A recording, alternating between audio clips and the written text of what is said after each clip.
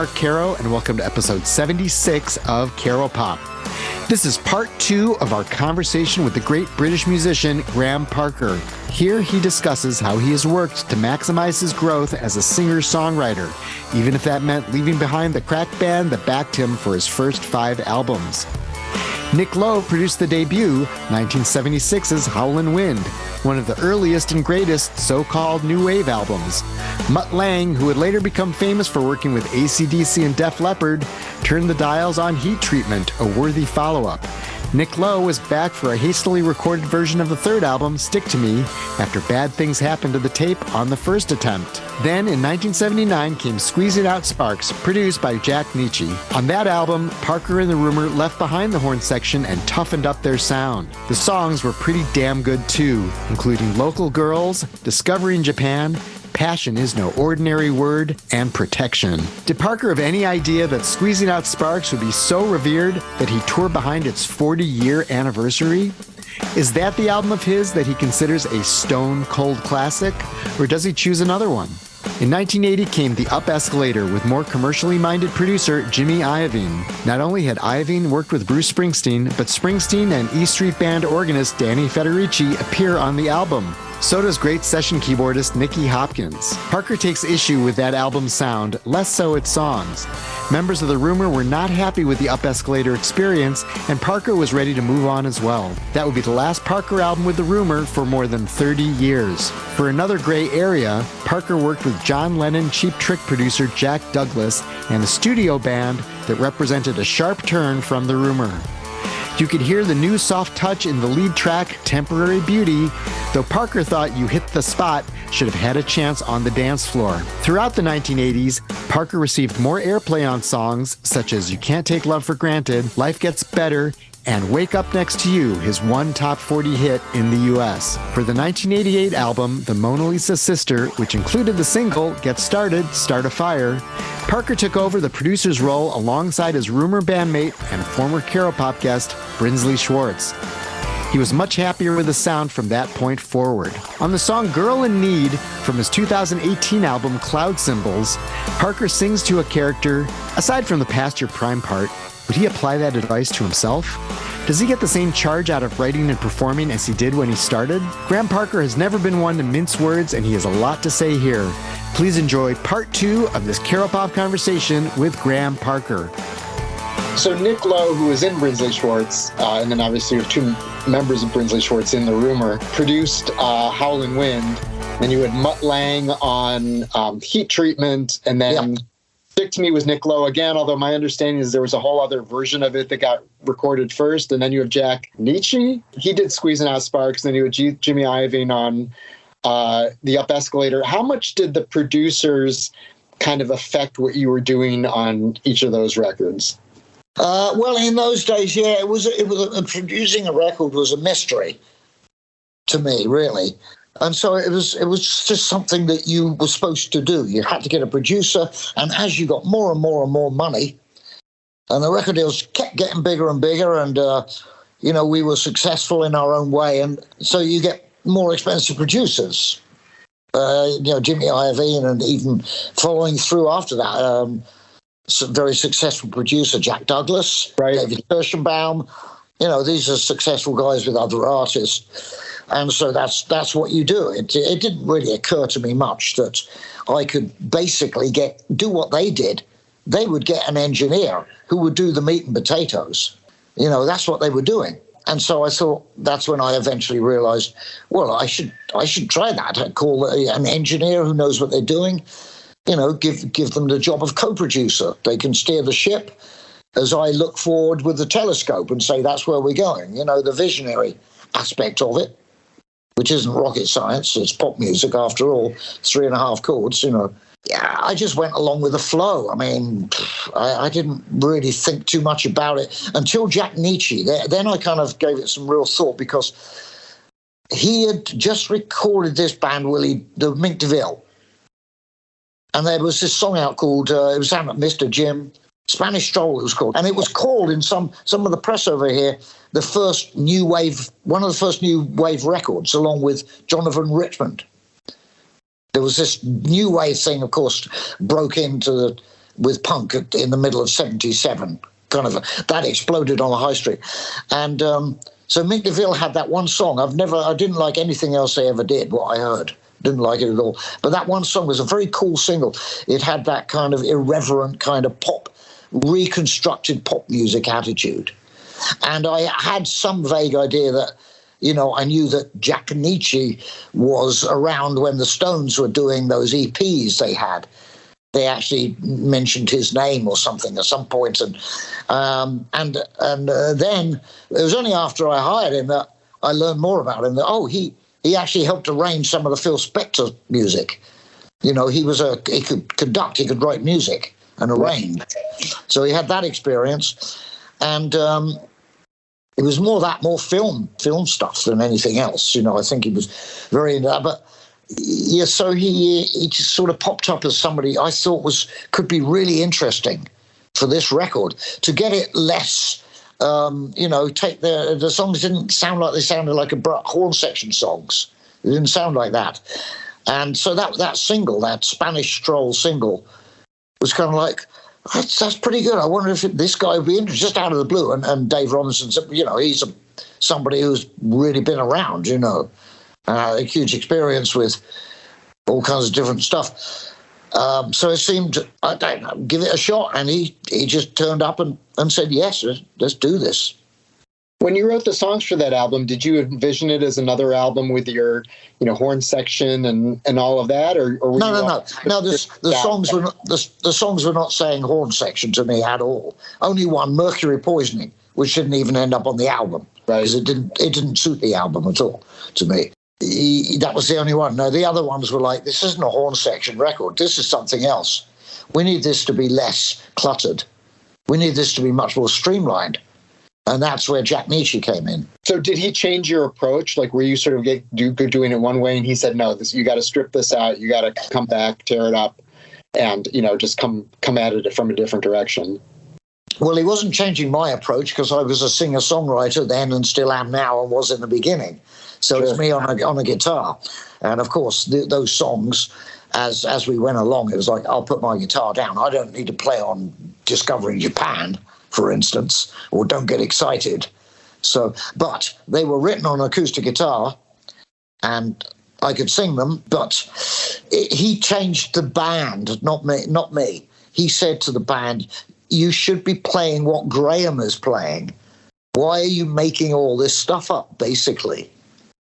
All this stuff is about you. It's not about the song. It's not about Graham. And that's been my template ever since, really. Once I'd stopped using producers, that's been my template. Why are you playing that? Listen to what I'm doing here. He got them to listen, and different things happened that made the songs work entirely. When you went into that, did you think, oh, this is my best group of songs ever? Well, I always think that. Then I have the nasty shock later on of thinking, maybe not. But I'm proud of every record I've made. And I there's a few songs that I think, well, a few, not many. Regrets, I've had a few, but not a great deal in the songwriting respect. No, not at all. So, but they turned out even better because the Rumour was playing them and playing them differently to how they played before. Right. So that's a double bonus right there. I mean, at the time, did you think, 40 years from now, I'm just going to be doing a tour of just this album because it's going to be so revered? No, not in the slightest. No. If I said there was a real stone cold classic, I'd say Howling Wind every time. Yeah. And when it came out, I'm sorry, punk didn't really quite exist. New wave didn't. It was a word in the back of the music press. Right. It was creeping out. The Ramones had come along, who were more like a cartoon pop band to me, but at the same time aggressive, which is good. It's like, definitely in the same bag in that respect. I thought it was really a really good album. But I thought the same about all of them. I like to, after the producer had gone home, I'd sit there with Andrew or Martin or someone and tell the assistant engineer, the tape operator, put it up, let's listen to it again. We get blasted and listen to, a basic track and think, how great is this, you know? So I wouldn't like to come out of an album thinking, it's nowhere near as good as the last one. I wouldn't want to feel like that, and I really haven't, you know. What was Nick Lowe's role on Howlin' Wind? Nick was, very perfect for it, really. I think he created a lovely, spacious sound for us. Basically, you know, the engineer was good. It was a good studio, really good. You know, obviously much more advanced than the one I'd worked at before in the back garden of a guy, which was not bad at all for what it was. And he knew the music. He knew that, you know, I was a singer-songwriter. He knew that much, and he knew the band, obviously. You know, the guys in the band, even Steve and Andrew, who weren't in the Brinsley Schwartz group, and Martin, he knew them. They were part of that. A bunch of musicians who knew each other and knew each other's work and interacted. In fact, they were sitting together, getting around and jamming with each other before I came along and was basically planted into them by Dave Robinson, the manager. And Nick's idea was to get everyone extremely excited about what we were doing, which meant a lot of alcohol and other things. It was a party, you know. You didn't think anything else. You were young. You could do this stuff, and it was fun. But it was serious work. You work seriously.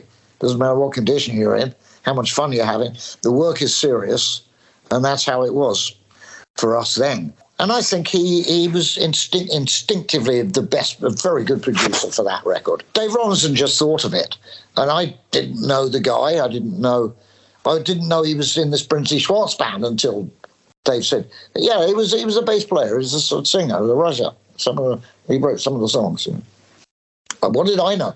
I didn't know it. I just went along with what the manager said. It was a great choice, no question.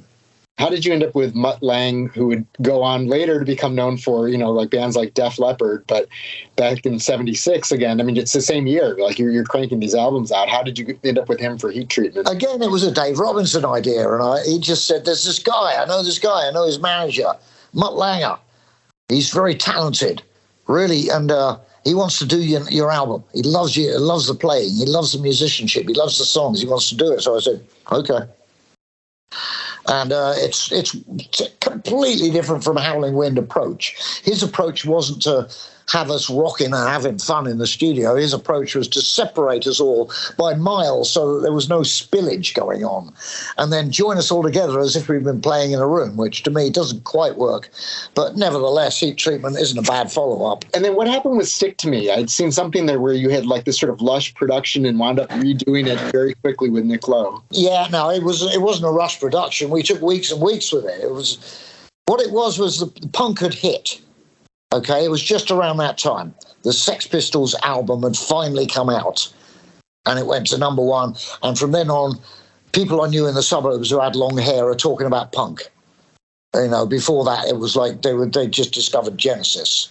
You know, now suddenly they're like, it was a musical event of the year. It's like, you don't know what you don't understand this at all. Anyway, they'd come along then, and I'd written these songs like Watch the Moon Come Down, and that was a big song for me. It was elegant. It was singer-songwriter music. It wasn't punk. Right. And there's this punk thing happening. At the same time, I've got the aggression of punk before punk really existed or really became a cultural phenomenon, you know, before it became everyday, normal. That there would be bands, young bands, you'd form a punk band, you know. So I had the aggression in my voice anyway, but the Stick to Me was meant to be a big, expansive record that did not sound like that gnarly, grungy, punk sound. But there was just something wrong with the tapes, man. There was this oxide coming off of them. It's just, there it was. It couldn't be mixed. And I wish those tapes had been saved, because you could probably take it now, dump it on digital. You could probably take individual singles, but, you know, you could take these sounds, one thing after another, maybe bounce them onto digital and mix the record. I don't know, but it's spilled milk, you know, it's gone. And so we did it in a week with Nick Lowe, because he's the guy who can bash him down and tart him up later. Bash it low, bash it down, get it done, you know. So we played the songs before, unfortunately, we had to throw them. That was gone. And I'm kind of I'm a pragmatist. It's like, okay, we do it again. Unfortunately, got sandwiched between record with tours. So we couldn't recreate what we'd done. Nick wasn't going to try and recreate that because he didn't know what we'd done. He was going to record it and get it done in a week instead of, a month that we'd been taking to make this eloquent sounding record.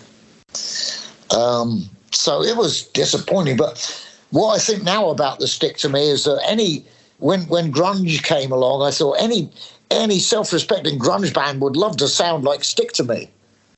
It's kind of gnarly, Yeah. And I kind of like it for that now. I wish though that those tapes existed, and I could get them to some expert that might be able to lift everything up. I was going to ask you whether they existed, so I'm disappointed that they don't. I was hoping somewhere there were these oxidized tapes that box somewhere, but. Yeah, man, no. Well, Dave Robinson, I said, Dave, do those tapes exist? He said, no, they were destroyed. Okay, well, I'll take it from the manager, I guess. They were destroyed. And in those days, of course, everything was destroyed. Everything was destroyed. Even classic television shows like on the BBC, like Peter Cook and Dudley Moore. They just the engineer would take them and say, well, that's done. It's finished. It's old. It's gone. That's So you taped over them. They taped over the tapes. So to me, even in 77, it seems likely to me that they were just dumped. That's it.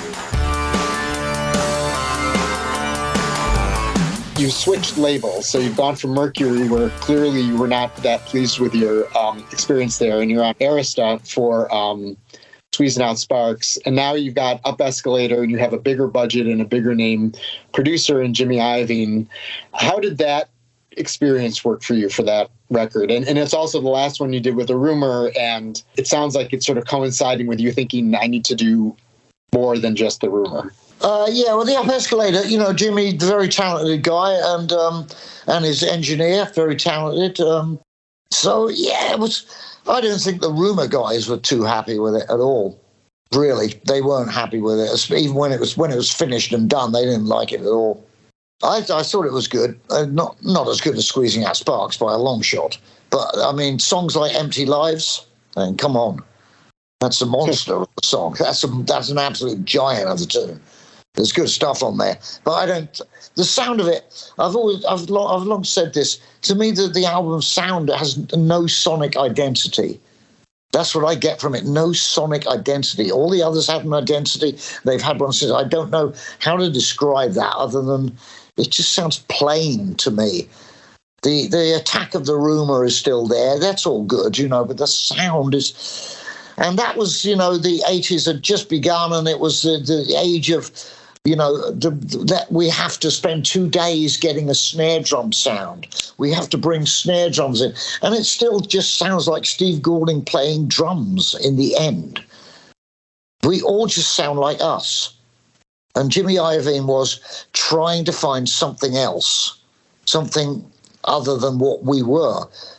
And good for him. I'm pleased about that, no problem. But it didn't come out like that to me. The Rumour guys disliked it more than me. I was pretty happy in the end. It was good. Was the process of it different in terms of, was it more kind of the Mutt Lange separating everyone and mixing it together as opposed to you guys playing as a band? No, it wasn't really. It wasn't that severe. It wasn't that severe at all. It was more sort of traditional, really. It was just this endless seeking of sounds. And that was in 1980. Imagine how bad it got mid-80s when there was a bit more technology. It wasn't even digital, but still there was more technology into how to make a snare sound deafeningly loud. And a lot of it is based on, you hear the snare drum sound on a Motown record. But that was organic. Right. It wasn't, even though people were trying to reproduce that in the modern age, it didn't sound like it. So, now it's like, it's so easy to mic up a drum kit. The engineer goes up and puts some mics there, goes back in, checks it, do some adjustment, you got a drum sound. On the Up Escalator, it's like days. And, and another grey area, these things took a long time. and they just still sound just like drums. It was it was a distraction to some extent how people started to get into sounds a bit more than people playing and press the record button. I mean, that's been my war cry for a long time. Don't bother me with details, press record. That's what I shout to the engineer. So, Graham, the electricity's gone off. I'm like, don't bother me with details, press record. We can't, I don't care. Just get on with it. Yeah, I mean, because it's 1980 and not 1984. It's not a particularly dated sound, you know. It's like because certainly there are records from like the mid 80s where you just have those synthesized drum sounds and everything, and you think, oh, that just has a total timestamp. Right. And I don't feel like the Up Escalator does. No, it's like just sort of more layers of stuff on there. So you'll have like a lead guitar being lined that also has the keyboard playing the same part, and it's just like a little more. It's just kind of more going on it, so it's not quite as like sharp sort of attack that Squeezing Out Sparks was. It's a little bit more kind of smoothed over, maybe.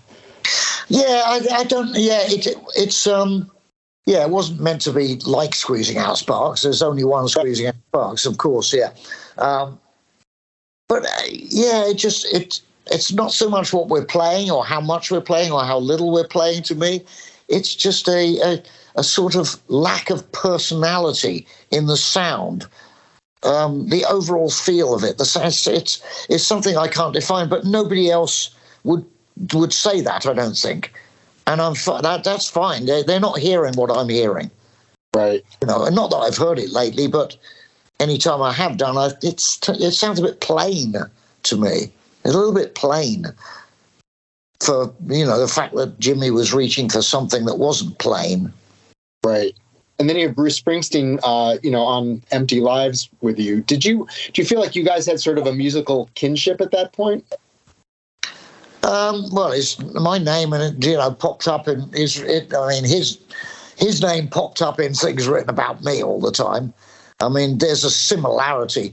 I'd never heard Springsteen until Born to Run, like pretty much anybody else in the world. I never even knew the guy existed until his guy who became his manager said, I've seen the future of rock, blah, blah, blah. That was when I heard of him. I thought, wait a minute, who is this person? And that was, just before my career began. So I never heard him until 1974, was it, when, the Born to Run? 75, I think. About 75. So my career was actually on the cards by then. I was just about that point, or just had a record deal. There it was. It was after. I think it was a bit after. But so my songs were already written, more or less. My style was formed. So there was. It's a bit baffling to me today. These comparisons. It's all wallpaper to me. This comparison crap.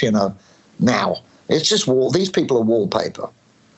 I'm not putting him down. He's one of the great. If anyone should be a superstar with great music as well, it's Bruce Springsteen. He's the guy. He should be the one, and that's fantastic. He's brilliant. Love it. It's different to me though. It's much more. The lyrics are very. It's different. It's quite different. Yeah. It's in many ways. He's a singer and he has a band behind him. Okay, and he's intense and passionate. Me too. I guess we sound passionate. I never thought of you two as like sort of making similar music. I didn't, at least. I mean, not really. No. I'd read that he was a fan of yours. That he had said something like, "If there's one band I'd play to see, it's Graham Parker and the Rumour." Oh yeah. And also, he's on the record. So you got Danny Federici on the record. You got him on the record. You got Jimmy Iovine, who worked with him producing. So there's some spring, and he's just done doing the River that same year. So he's sort of on the, kind of reaching that peak as well. So there's some alignment between the two of you, at least at that point.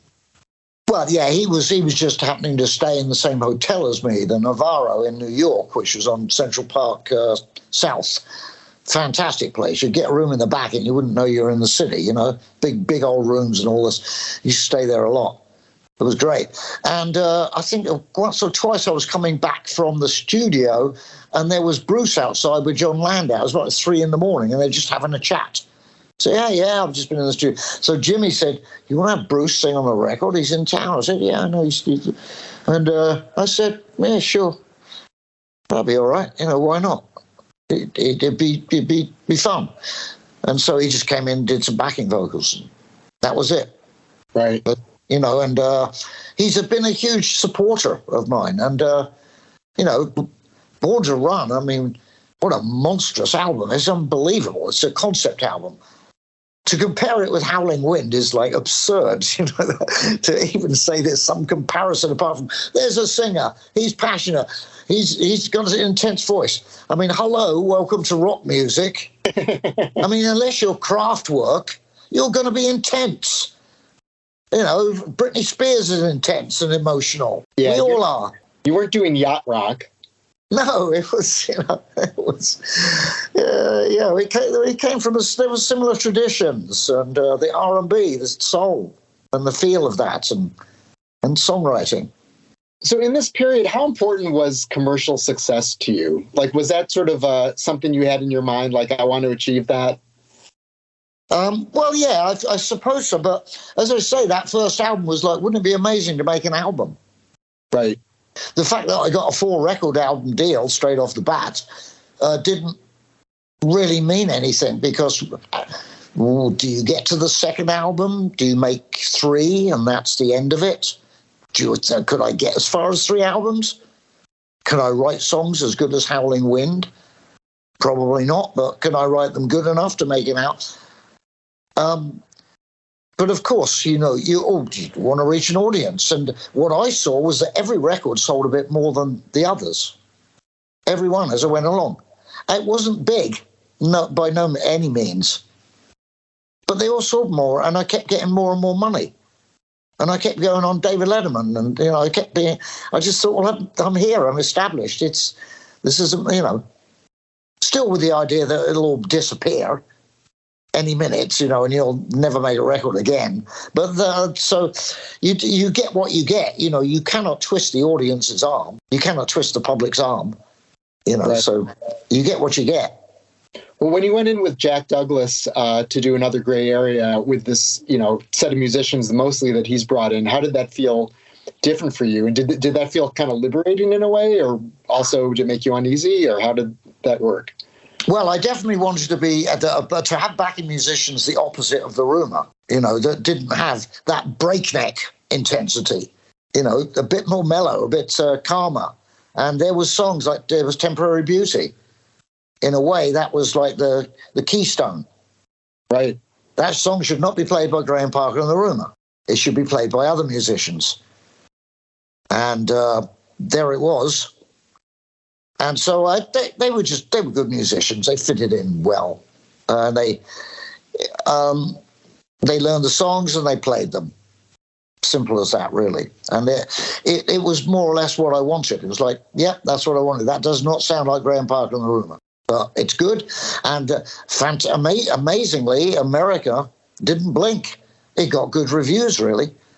It's still popular to this day, and it was just re-released on Iconoclastic Records with some extra tracks. And so, yeah, I was all right with it. I thought it was a good start. Let's put it that way. I thought it was a good start to the adventure of chopping and changing musicians now and again. Right. You're singing it in a more expansive way also. It seems like your singing is evolving on that record as well. Yeah, yes, that was another leap, actually. And they're leading towards, the singing that I developed that came along with the Mona Lisa Sister record. But you're right, I was getting more to be, a singer. Calm down a bit, sing from the chest, and not scream. It still sounds, as I said earlier, it still sounds too harsh, my voice on that song, but on Temporary Beauty. But it's not bad, it was like it was doing the songs justice. And then you had like an American hit a few years later with Wake Up Next to You. Oh, yeah. That's really slick, isn't it? And smooth and sweet. Nice song. When you wrote that, did you think, oh, this is my hit single? Or no, I thought, well, you never know. I mean, there's a lot of Michael Jackson vocalizations in there. I'm doing all this Hey, I want to. What is that thing I see? I wanted to say she wants to say, hey. I'm doing a bit of Jackson in there. There's some sweet stuff, and it's like, oh, I can do this stuff. I'm pretty good, not too bad. And again, I'm singing I'm singing the way the song should be sung. So yeah, that was good. That was a pretty decent record. That. How do you look back on those 80s records in general? Like, do you go back and listen to them and think, oh, these were great? Or do you, sort of like them, but then think, oh, some of the production, because it was the 80s, or I don't know. I'm just putting words in your mouth now. Yeah, no, that's pretty much what I've been saying. I'm listening and going, oh, no, for goodness sake. Usually it's too fast. It just feels too fast to me. The one thing about records is listening back, even to a new record, maybe a certain amount of months later, I don't want to listen to it. I have to stop because it sounds like it is what it is. It's locked into place. You know what I mean? It cannot change. Right. It cannot change. Live performances, reinventing the song, that makes it change. That gives it life. It breathes life in. So for me, it's a bit funny. Always listening back, even to every new record. But now and again, I'll just listen back to Acid Bubblegum, which was on Razor and Tie in the 90s, I think 96, because that is going to be released, re-released soon, and eventually be in vinyl in America. Oh, Iconoclastic Records again. They're doing that, and probably Deep Cut to Nowhere. No, well, yeah, maybe Deep Cut to Nowhere. So they're re-releasing, and finally some of those records will be on vinyl. And I listened through to Acid Bubblegum because the guy said, Jeremy, the guy working the company, said, can you liner notes for these records? Acid Bubblegum first. So I listened to the whole thing just weeks ago, and I thought, this is good. This is good. This is a good record. It rocks like a safari park chimp. That first track, Turn It Into Hate. Whoa. That's not a bad record. Again, when I get to a ballad, I'm doing it too fast and too intense. I'm not mellowing out enough. There's that. But the intense songs, I've got the voice now. By those days, I had the voice that could sing it, not just scream it. So a song like Obsessed with Aretha or Turn It Into Hate, there's actual tone in my voice. There's tone and warmth, and it's not all from the throat. So I listened to it, the whole thing back, and thought, that's a pretty good record. I'm like I say, I'm proud of all of them in my own way. Doesn't mean I want to listen to them much. But this, I was kind of forced to. I'm doing the liner notes. I should at least listen. And I did. I'm pretty pleased with that record, Any albums in those, sort of 90s to 2000s, 2010s where, like in particular, you think, I wish more people had heard that one because the business was in a bad place, but it's actually some of my best work. I mean, you're very consistent from album to album anyway, but I'm just wondering for you if there was something that you thought, oh, this is the one that should have gotten more attention than it did. Well, the thing is they can't really, because I still think radio is important, getting played on radio, because there's also digital radio now. Right. And when radio stations, it does, with any career, when you're not far into it and they realize this guy doesn't make hit records, then they're not going to play you. So there is almost zero chance of most people ever hearing the song. And with any song of mine, especially, especially the newer ones, they don't slap you right upside the head, boom.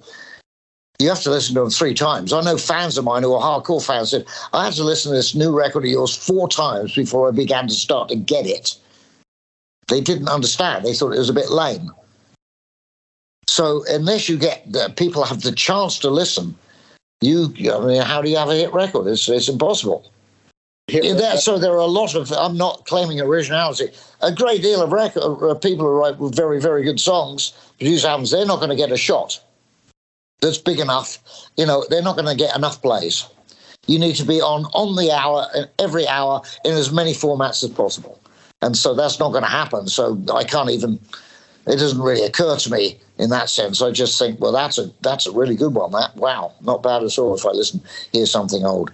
So that happened to me pretty early on. That obviously I'm not a hit maker. I'm an album artist. That's once they pin you in that, you're not getting back.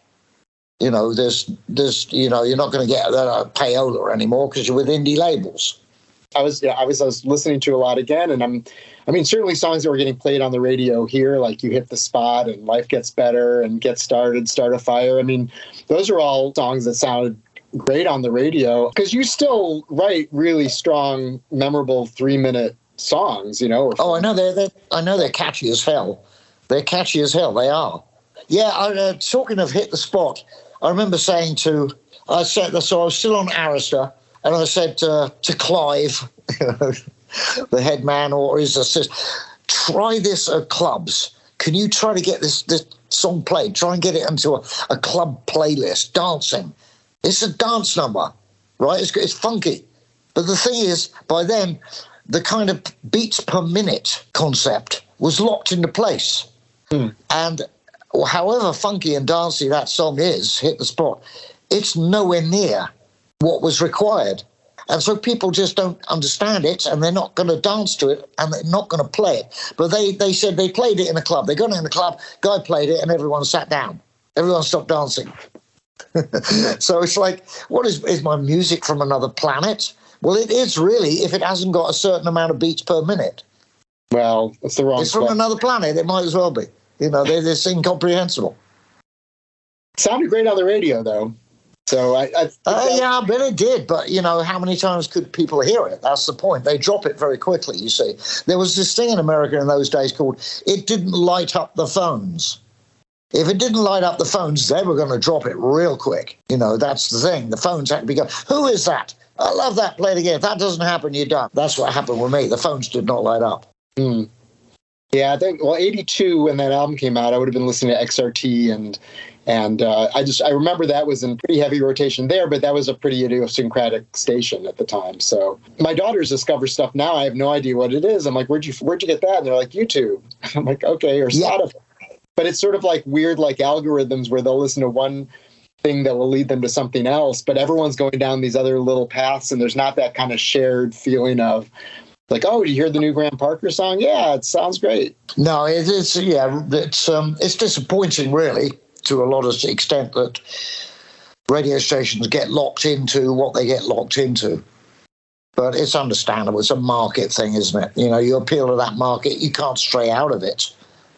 You know, they can't dare stray out of it. People get fired, you know. You stray out of that, you're playing this guy? What are you playing this guy for? You can imagine it. Yeah, it's a great record. It should be played. But no, it is not our format. They don't like it. You know. Do you remember the first time you heard one of your songs on the radio? Yeah. Well, it was the demo that I got the record deal by was, you know, the Between You and Me. That was before I got the record deal, when the demo was played. And then immediately after that, the guy from Phonogram called up and said, who's that guy? I want to call the DJ. And that was on a small Radio London, a station I'd never even heard of. But Charlie Gillette was the guy who he would play bands before they were signed. Was that a thrill for you to hear it? It was, yeah. It was like, that's pretty amazing. But then I'd made the first album, and the first single was Silly Thing off of Howling Wind. Right. That was the first single, and I heard it on Radio 1. And in Britain, you had to be on Radio 1 to have a hit, and you had to be played a lot by DJ after DJ. And I heard Silly Thing on the radio because it's a tremendously catchy tune. You know, it's really catchy. It's a pop catchy song in a way, but done with the swing feel. And I heard it and I thought, this won't fly. I thought, however catchy this is, it's the band, the way we play, the way we perform, the way we sing, it sounds like Delta blues. That was what I thought. This can never catch on. Sure enough, it was dropped almost immediately. It didn't get any more than a few plays. So it had to be, people had to find us. They had to find the albums. They weren't going to find it from radio, not much. Even though we had 3 songs, we appeared on Top of the Pops with 3 different songs, which if you play on Top of the Pops, you've made it in England, basically. It means you've got a hit record. They were minor hits, you know, but they still crept into the top 30. But that's when they stopped them. You know, it was still more like an album artist and a live artist is what I sort of fenced into in a way. Right. Yeah, I mean, like, Hey Lord, Don't Ask Me Questions, that one got some play early on, but certainly became like sort of a signature tune. Well, yeah, there's a film of us on Top of the Pops doing it, the different version, the Mutt Lange version.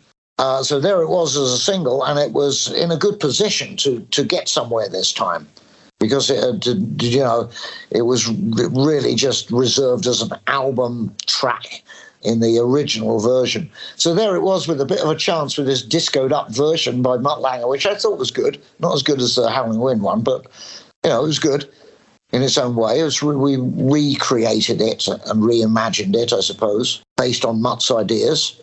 And then it stopped getting played. They just stopped playing it. And Dave Robinson said to me, some vicar called up, some religious person, and said, that's offensive. Hey, Lord, don't ask me because he's something bad about saying bad things about God. I don't know whether that's true or not. I think they just stopped playing it because it wasn't getting enough. Because the listeners weren't enthusiastic enough, probably. Cloud Symbols, Girl in Need, you sing, when you say you're past your prime, reinvent yourself one more time. And I'm not saying you're past your prime, but do you feel like you need to reinvent yourself, or is it more a matter of just doing what you do well? Oh, well, that of course, is a solidarity with women song, really, because it's Girl in Need. It's nothing to do with me. But, of course, there is that aspect to it. It could be to do with anyone, as you say. Reinvent yourself one more time. And for me, that's easy, because every time you write a song, you've reinvented yourself a bit. And when you've got enough songs together and you make an album, boom, you've hit refresh all over again. You've just reinvented the same old wheel. It is the same old wheel, but you just reinvented it, and it feels fresh and new, and it's exciting. So that's a great thing about creativity, and it should work for the audience as well. Yeah, it hits refresh for them. Do you get the same charge out of doing that now as you did forever? Pretty much so, yeah. Yeah, when the songs and we cut a take, and it's just the three of us playing, and we hear it. We know from the foundation of those three instruments and four instruments, I guess we call them voice. You can feel it. The musicians are saying, "That's great. That's good." It's like, yes, oh yeah, fantastic, exciting. It just costs too much bloody money, and it won't sell. That's the problem. Well, thank you so much. This has been such a treat for me. I really appreciate you talking to me. And I'll cross fingers that the recording comes out, because you said a lot of fantastic stuff. So thank you for having me. That's it for episode 76 of Caropop. Thanks so much to Graham Parker for continuing to add more fine music to his great body of work, and for being so willing to talk about all of it with such depth and candor. Go to his official website, grahamparker.net, to order merch and exclusive editions of some of his albums, and to see his upcoming solo tour dates. They include shows in Berkeley, California on May 13th, the New York City Winery on May 31st, and Chicago's Old Town School of Folk Music on July 14th. You also can follow him on Twitter at @It'sGrahamParker, no apostrophe. Caropop is produced and given protection by Chris Swake, whom there's no holding back. I'm Mark Caro. Please follow Caropop on Twitter at CaroPopcast. And you can follow me as well at Mark Caro, at MarkCaro. Also, visit the Caropop website, caropop.com, where you can find this podcast and enter your email so you can hear about upcoming events and episodes. We promise not to spam you. Please share, subscribe, tell your friends, and tune in again next week for another Caropop conversation. Thanks.